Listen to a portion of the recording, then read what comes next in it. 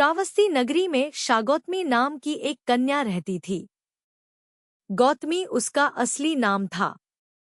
काम करते करते वह जल्दी थक जाती थी, इसीलिए लोग उसे शागौतमी के नाम से पुकारते थे। गौतमी ने जवानी में प्रवेश किया और उसका विवाह हो गया।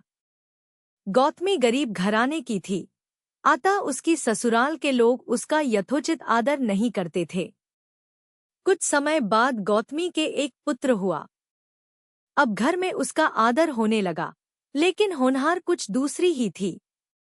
गौतमी का शिशु जब कुछ बड़ा हुआ और खेलने लायक हुआ तो ईश्वर ने उसे उठा लिया।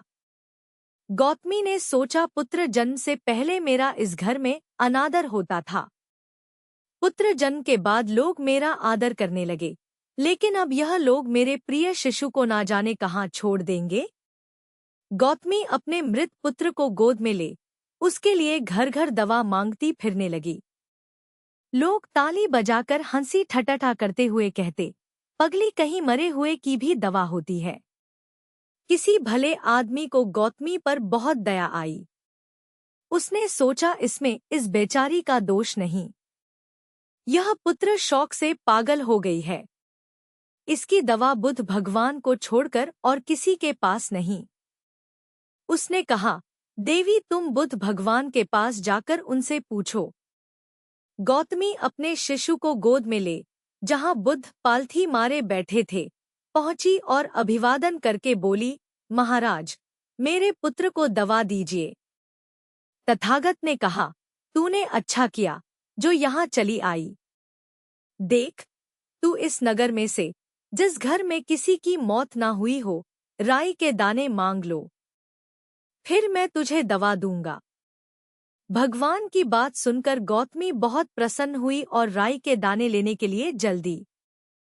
पहले घर में जाकर उसने निवेदन किया, देखिए बुध भगवान ने मुझे आप लोगों के घर से राई मांग कर लाने को कहा है, आप लोग राय देने की कृपा करें। गौतमी के यह शब्द सुनकर एक आदमी झट से घर में से राई के दाने ले आया और गौतमी को देने लगा। गौतमी ने पूछा, पहले यह बताइए कि इस घर में किसी की मौत तो नहीं हुई?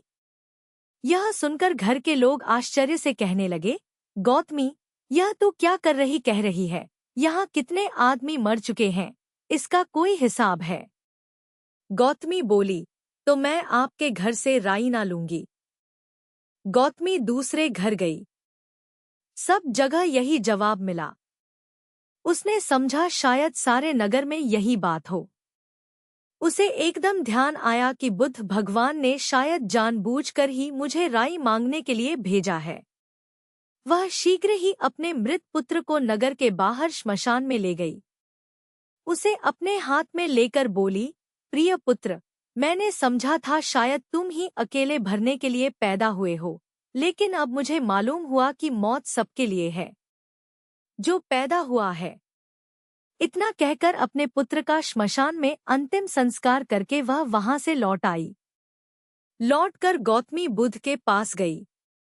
बुद्ध ने पूछा, गौतमी राई के दाने मिल गए? गौतमी ने सिर हिला दिया। वह सच जान चुकी थी